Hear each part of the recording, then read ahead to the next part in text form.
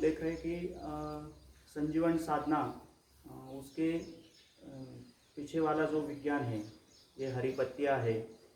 और उसमें आप अलग अलग सा मन, बुद्धि और शरीर को शुद्ध करने वाला जो हर एक प्रयोग करते हैं, उसके पीछे वाला विज्ञान आप बता रहे थे। आपने पिछली बार बताया कि पंचमहाभूत जो है हमारे सृष्टि के अंदर, हमारे शरीर के अंदर, तो उसका बहुत सारा परिणाम हमारे मन, बुद्धि और शरीर पर होता है। तो वो पंचमहाभूत का कैसा परिणाम होता है और उसके पीछे क्या विज्ञान है, थोड़ा खुलकर हमें बताइए। इससे अगर देखा जाए तो सभी को पता है कि हमारा शरीर पंचमहाभूतों से बना है, लेकिन उसका डायरेक्ट संबंध कैसे आता है, ये अगर हम थोड़ा देखेंगे तो पता चलेगा कि सूर्य ये ऊर्जा का स्रोत है। ये सभी को स्पष्ट है। सूर्य की ऊर्जा, उसकी एनर्जी हमारे तक कैसे पहुंचती है, ये अगर विचार किया जाए तो उसका माध्यम है आकाश पहले।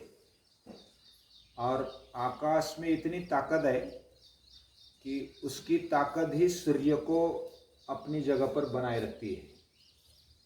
यानी आकाश की ताकत, अंतरिक्ष में इतने सारे ग्रह, तारे, नक्षत्र रहते हैं और अपनी अपनी जगह उन्होंने बनाई हुई है।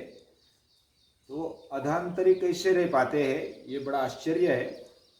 लेकिन इसमें फिर अगर विचार करेंगे, संशोधन करेंगे तो पता चलेगा कि आकाश में भी एक ज़बरदस्त ताकत है जो हमें दिखती नहीं है। आकाश भी दिखता नहीं है, लेकिन वो सूक्ष्म ताकत, वो बहुत बड़ी ताकत है और वो उसको बनाए रखती है। ये पहली बात। अभी आकाश के द्वारा ये जो किरणें हैं, प्रकाश है, वह पृथ्वी पर आता है।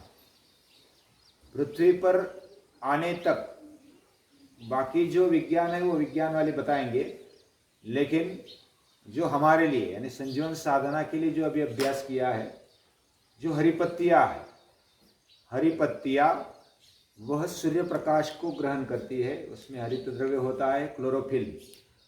तो क्लोरोफिल में पहले बीच में रहता है मैग्नीशियम, एक कण समझिए। उसके इर्द गिर्द वायु घूमते हैं, carbon, oxygen, nitrogen and hydrogen. ये 4 प्रकार की वायु उसके इर्द गिर्द घूमते हैं। और वह जर्मन एक केमिस्ट है, उन्होंने रिसर्च किया।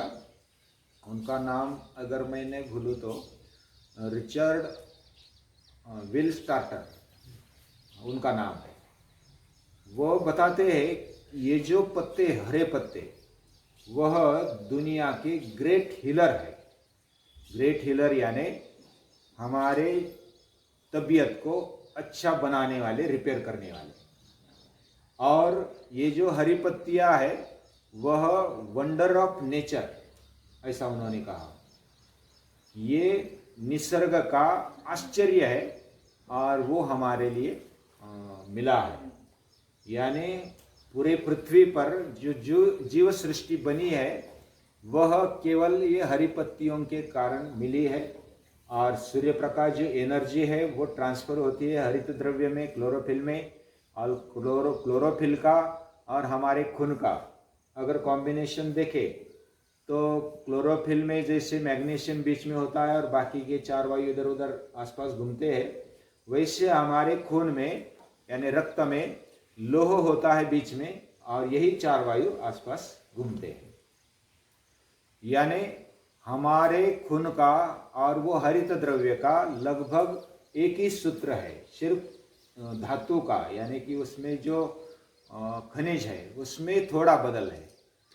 और जब हम पहले देखा कि जैसे आकाश लंघन को बोलेंगे और वायु तत्व जैसे हम सांस से लेते हैं, प्राण वायु भरते हैं, उसी तरह वो पत्तों से हमें वायु मिलता है। वायु में अलग अलग प्रकार की वायु हमारे शरीर में जाते हैं, उसमें से मुख्य है ऑक्सीजन। और ऑक्सीजन का बहुत बड़ा स्रोत पत्ते हैं, ये सभी को मालूम है। यानी सभी सृष्टि में ऑक्सीजन की लेवल बनाए रखने की जो क्षमता है वो हरी पत्तियों में है। और हरी पत्तियों में एक क्षमता भी है, और हमारे खून जैसा खून, वो हरा खून अगर माने तो भी उसमें कोई अतिशयोक्ति नहीं है। और वह जो हम अगर डायरेक्ट लेते हैं तो उसके जैसा ग्रेट हीलर इस दुनिया में कोई नहीं है। इसलिए पहले हमने जैसे जीवन जीते हैं तो उसमें दिन की शुरुआत पहले साफ सफाई कर दी, उसके बाद भगवान को पहले याद किया उठते समय, फिर लंघन किया, लंघनम परमौषधम। तो लंघन का ये सही समय मुझे सुबह ही अच्छा लगता है, और बाकी भी जो महापुरुषों ने अभ्यास किया वो भी यही बताते हैं कि सुबह हमारी साफ सफाई होती है, रात भर में पूरा पचकर रिचार्जिंग होकर के शरीर फ्रेश रहता है, हवा फ्रेश रहती है, और साफ सफाई भी पूरी हो जाती है पेट में से जो भी मल होता है उसकी। उसके बाद लंघन की जो प्रॉपर अवस्था है कि पेट में कुछ नहीं है, पानी नहीं है और अन्न भी नहीं है, उसका मल भी नहीं है, ये लंघन की आदर्श अवस्था है।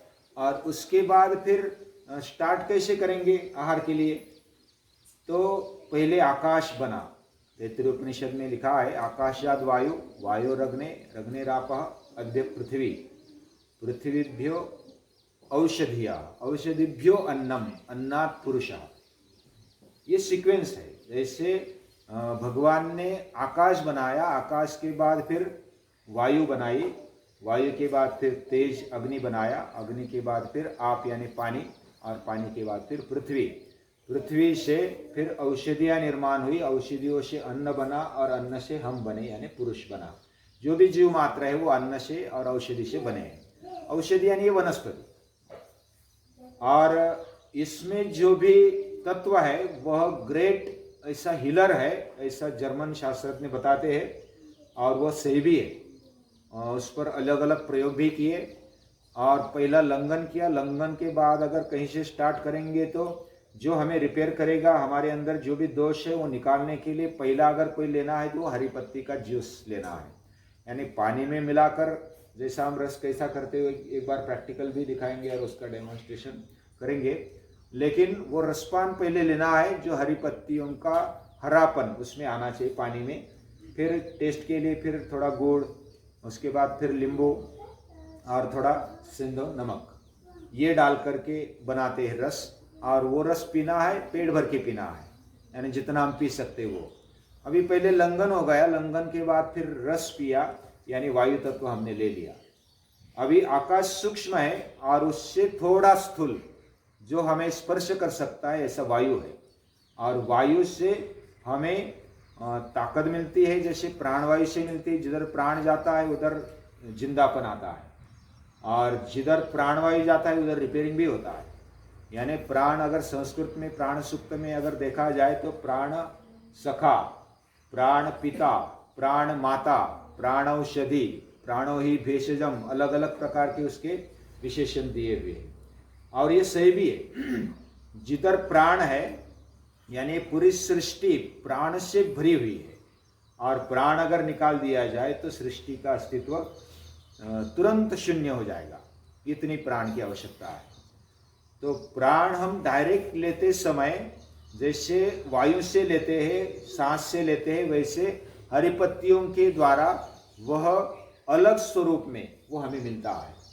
और हमारे अंदर की जो पहले लंघन के द्वारा अंदर तापमान बढ़ गया, व्यायाम भी किया होगा कि प्राणायाम भी अगर करते हैं तो उसमें से तापमान हमारे शरीर का बढ़ता है। जैसे हमने उदाहरण देखा था कि एक बर्तन में अगर उसको स्वच्छ करके खाली रखा जाए, धूप में रखा जाए, तो वो निर्जंतुक हो जाता है। वैसे हमारा पेट भी सुबह सुबह खाली रखा जाए, थोड़ा व्यायाम प्राणायाम और आसन किए जाए, तो उस उष्णता से वो स्वच्छ और निर्जंतुक होगा।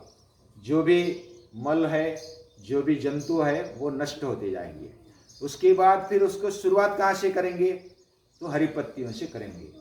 फिर हरी पत्तियाँ हमें डायरेक्ट हेवी के बजाय थोड़ा साधारणता से फिर घनता की ओर, यानी कि हल्के हल्के हमारे आंतों को भी आदत देनी है।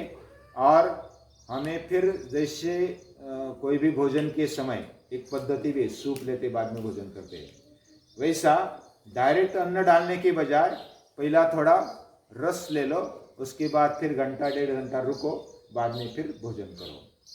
फिर आगे कैसे जाएंगे, फिर आगे देखेंगे। चलेगा अन्ना जी। आज अन्ना जी ने संजीवन साधना के पीछे जो विज्ञान है, जिस सृष्टि में जो पंचमहाभूत है वही हमारे अंदर स्थित है, हमारे शरीर में भी वही काम करते हैं। तो वो कैसे काम करते हैं, और ये हरी पत्तियाँ है, ये पूरी सृष्टि है, इसके अंदर कौन कौन से तत्व है वो भी उन्होंने बताया। और जर्मन वैज्ञानिक जो बोलते हैं कि ये हरी पत्तियाँ ग्रेट हीलर है।